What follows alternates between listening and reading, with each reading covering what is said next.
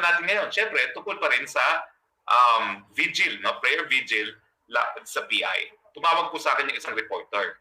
At ang tanong, ano ba, Spokes? Ano ba nangyari talaga? Ito ba'y tutol lamang sa PI o ito ba ho ay tutol kay Presidente Marcos? Alam niyo, naging sagot ko, malinaw naman po naging talumpati ni PRRD kahapon. No? Hindi siya tutol sa PI. Kung yan ay sasang-ayunan ng taong bayan, hindi siya tututol. Pero tututol lamang siya kung ang PI ay magpapahaba ng termino ng nakaupong presidente.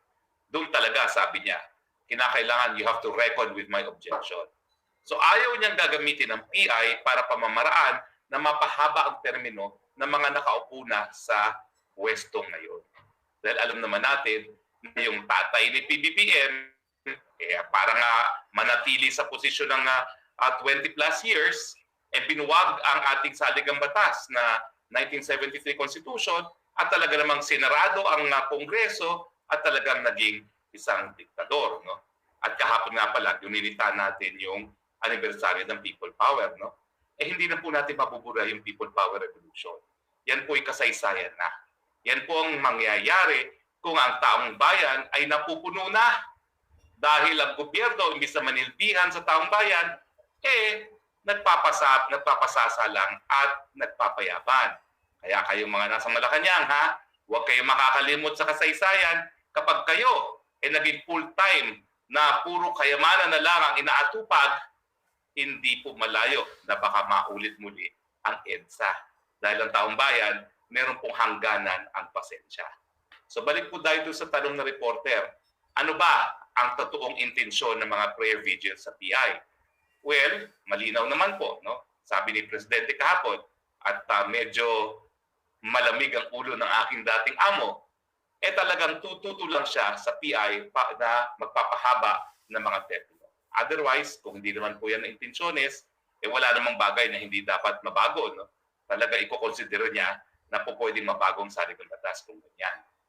Pero, ang tanong ng susunod ng reporter, ano ba tingin nyo dito sa PI? Ipatutuloy pa ba yan? Ngayong meron ng parang nagkaroon ng kasunduan ng Senado at ng Kamara.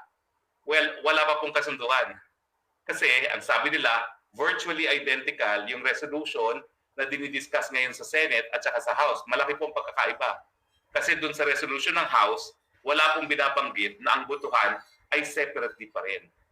So, may posibilidad na pupursigihin ng Kamara na voting jointly at mawawala ng boses ang Senado. Tingin ko po, yan ang deal breaker. Dahil hindi naman papayag ang Senado na walang specific language na voting separately kasi nga po, 24 lang ang senador at 380 naman po mga kongresista kapag nagkaroon ng joint voting. Wala pong kalaban-laban talaga ang mga senador. So anong sabi ko doon sa reporter? Sabi ko, doom po yan. Yan po'y hindi lilipad. Dahil sa mulat-mula, hindi naman po papayag ang mga taga-Kamara de Representante na hindi nila makuha ang gusto nila. Talagang sinasabi lang nila economic provisions.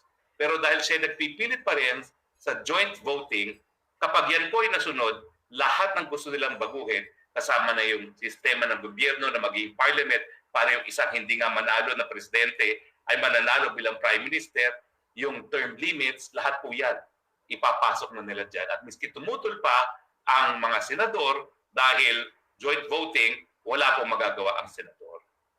Pansinin din niyo po na wala pong sinasabi sa PBBM na itigil na yung pirma na yan. In fact, ang huling binigkas niya ng mga salita, siya ay pabor sa charter change pagdating sa economic provisions. Ito nga po ay bumalentong siya doon sa posisyon niya exactly 1 year ago na sinasabi niya na hindi niya kinakailangan ng charter change sa economic provisions para magpatuloy ang pag-unlad ng Pilipinas. 1 taon lang po ang nakalipas, bumalentong na. So anong basa ng mga kongresista dyan? Abay, ang basa ng kongresista dyan, baka merong basbas nga po ang PBBM doon sa pamamaraan na isinusulong nila ang charter change. Doon sa pamimigay ng pera para sa lagda ng mga butante at doon sa panlilinlang paggamit ng mga ayuda at ngayon itong akap na mukhang 26.7 gagamitin doon sa mga kongresista para makuha nga yung 3% per district. Habang hindi po nagsasalita ang ating presidente, natutulo siya sa ganitong mga pamamaraan, habang sinasabi niya na siya isang ayon sa charter change sa economic provision, ang basa po ng mga kongresista dyan, abay suportado ng presidente at kanyang insan na magkaroon ng charter change kahit ano pa ang pamamaraan na gagamitin nila. So yan po ang katotohanan. Kaya po kinakailangan magpatuloy ang mga video rallies laban sa PI. Dahil una-una, hindi pa po yan inuurong ng Kamara de Representante. Hindi nga nila inaamin na sila nasa likod yan eh. Nahuhuli lang sila sa pamamagitan ng mga pictures, di ba? O ngayon, dati wala talaga silang kinalaman. Nang lumabas ang picture, facilitators lang daw sila. Pero inaamin naman ng mga onyate na nasa likod ng pirma na importante talaga ang papel ng Kamara kasi hindi nila makukuha yung 3% for legislative districts kung hindi talaga gagalaw ang mga kongresista. At dyan nga po lumabas yung baho ng AKAP kasi parang yan ang gagawin nilang incentive sa mga kongresista. 26.7 billion para makakalap ng 3% per district. At kaya nga po, matapos ang prayer vigil sa Cebu kahapon, kinakasa na po ang susunod. Hindi ko pa po pwede kung saan sabihin kung saan ang susunod, pero meron na pong mga 1, 2, 3, 4, 5, 6, 7 pa na mga syudad na nag-uunahan para mag-host ng susunod na rally, prayer vigil laban sa PI. In other words, ang sagot ko po doon sa reporter, ito po ngayon ay tutol lamang sa PI. Pero siyempre po, dahil ang motivasyon ng PI ay para pahabain ang termino, para mabaliwala ang transparency, mabaliwala ang accountability, paggamit ng kaban ng bayan para kumalap ng mga dagda, paggamit ng mga programa ng gobyerno para linlangin yung mga tao na pumirma. Hindi lang po ito laban sa PI, ito rin po ay tinataguyod ang transparency, ang accountability, at ang peace and order. Dahil alam niyo naman, yan lang ang pinangako ng ating dating presidente Rodrigo Roa Duterte, no? Nalalabanan ng krimen, lalong-lalo na ang droga.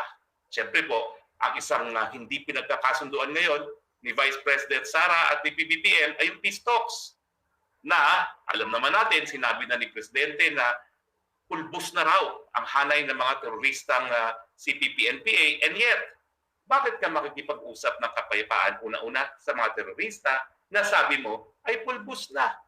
Di ba kapag pulbos na, bakit pa kinakailangan makipag-usap tungkol sa kapayapaan? So sa madaling salita, tuloy po ang mga prayer vigil rallies laban sa pirma dahil tayo po ay tutol sa paggamit ng salapi para bumili ng lagda, sa paggamit ng mga programa ng gobyerno sa panlilinlang para makakalap ng pirma dyan sa PI na yan, dahil the Filipinos are not for sale at dahil po tayo po ay sinusulong ang transparency at ang accountability sa panig ng gobyerno, lalong-lalo na sa paggastos ng pondo na galing sa kaban ng bayan. So asahan niyo po ha, tuloy-tuloy po itong prayer video rallies neto at excited po ako sa susunod na location. Magugulat kayo, mawiwindang kayo kung malaman nyo kung saan ang susunod na prayer video rally. Papasukin po namin ang mga lugar ng mga halaman. Okay? Agree ba kayo? Yeah!